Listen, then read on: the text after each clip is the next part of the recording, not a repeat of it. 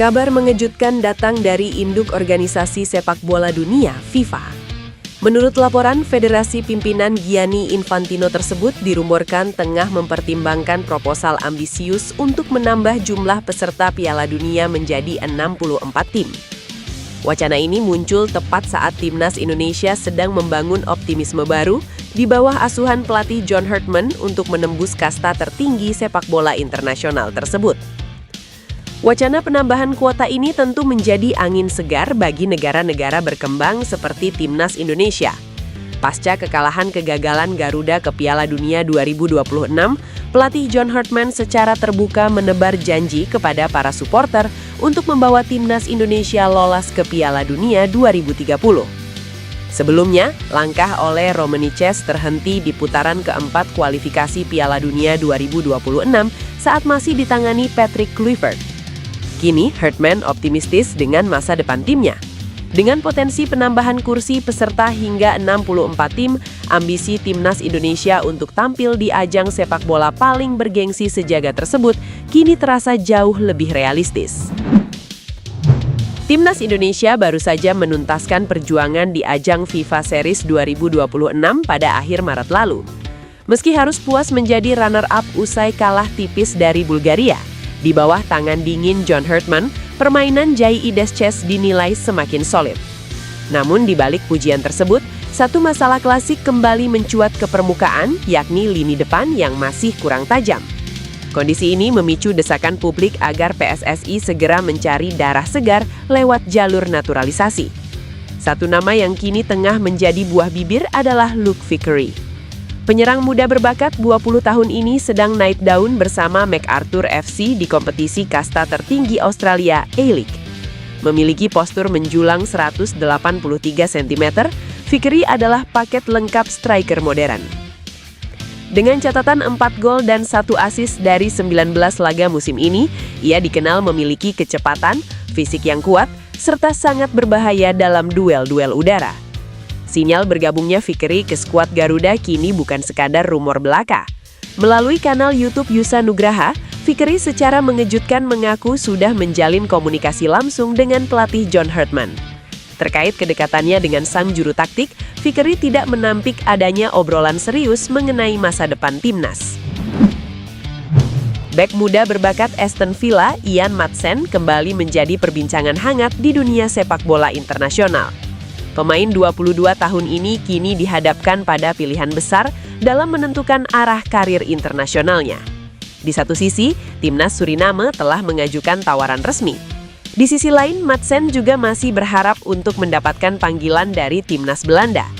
Namun di tengah perdebatan mengenai masa depannya, ajakan menarik datang dari Jairo Riedewald yang mendorong Maatsen untuk mempertimbangkan opsi bergabung dengan Timnas Indonesia. Menurutnya, struktur sepak bola Indonesia yang sedang berkembang menawarkan peluang besar bagi pemain muda seperti Maatsen untuk mendapatkan pengalaman internasional yang lebih luas. Ajakan ini menjadi opsi menarik bagi Maatsen mengingat ia belum pernah mencatatkan caps untuk tim senior Belanda, sehingga masih berpeluang untuk dinaturalisasi. Jairo Riedewald sendiri semakin dekat dengan Timnas Indonesia, mengingat proses naturalisasinya sudah memasuki tahap akhir. Jika Maatsen mengikuti jejaknya, ia berpotensi menjadi bagian dari generasi baru sepak bola Indonesia. Pelatih Sassuolo, Fabio Grosso, semakin bangga dengan pencapaian para pemainnya. Salah satu anak asuhnya yang membuatnya bangga baru-baru ini adalah bek sekaligus kapten Timnas Indonesia Jai Idesces. Pekan lalu, Jai Idesces saja mendapat penghargaan sebagai pemain terbaik Indonesia dalam PSSI Awards 2026.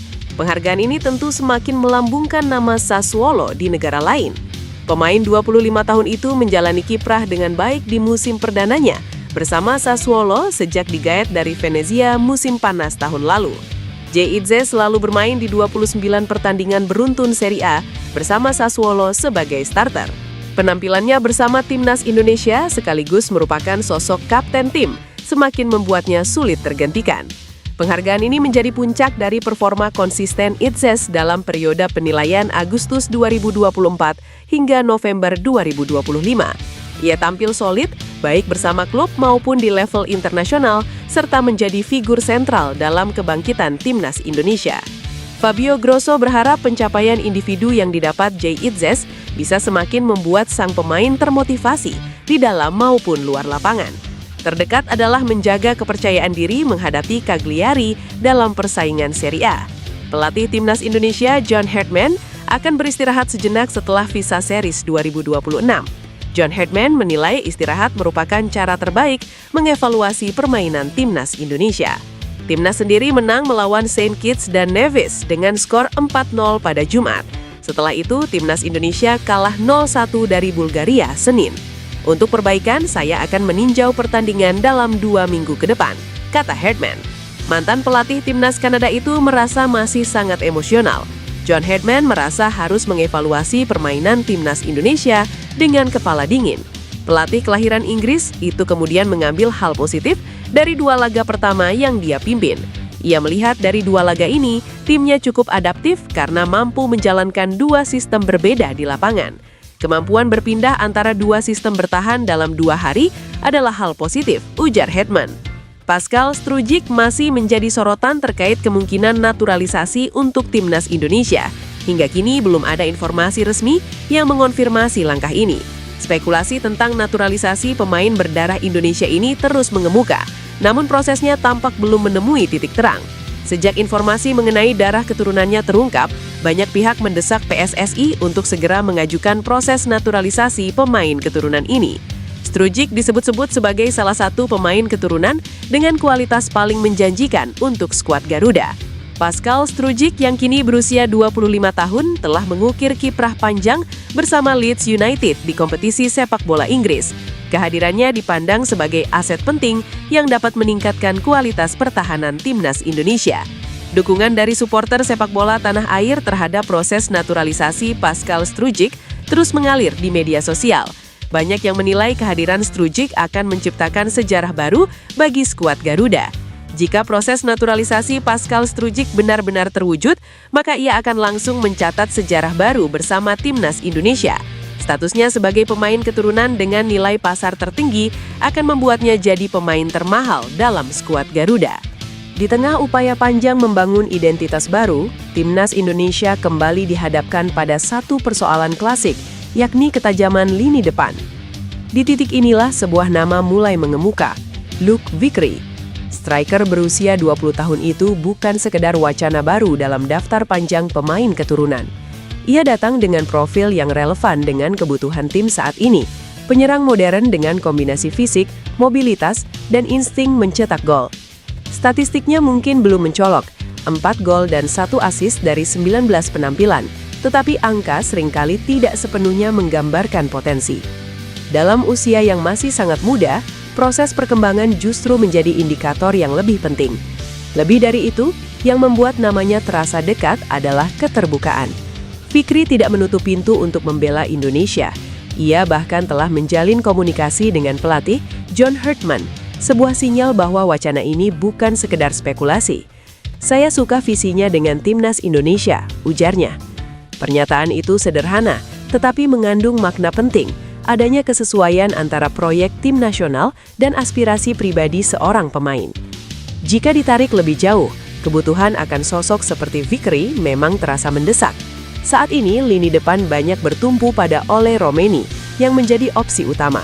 Sementara itu, pemain lain seperti Ramadan Sananta masih berupaya menemukan konsistensi di level internasional. Pelatih Timnas Indonesia, John Herdman, tampaknya tidak ingin momentum kebangkitan tim merah putih menguap begitu saja setelah FIFA Series.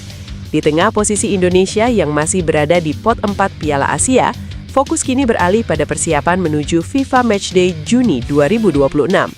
Pada periode 1 hingga 9 Juni 2026, skuad Garuda dijadwalkan menjalani 2 laga uji coba penting. PSSI bersama Badan Tim Nasional masih menggodok calon lawan yang ideal melalui koordinasi yang matang. Pemilihan lawan tidak hanya mengejar kemenangan, tetapi juga mempertimbangkan kualitas untuk menguji mental dan taktik tim. John Herdman diprediksi akan mengumpulkan pemain lebih awal sejak Mei 2026 guna membangun chemistry serta adaptasi sistem permainan. 2 laga uji coba ini juga menjadi bagian penting sebelum menghadapi Piala AFF yang akan berlangsung pada Juli hingga Agustus.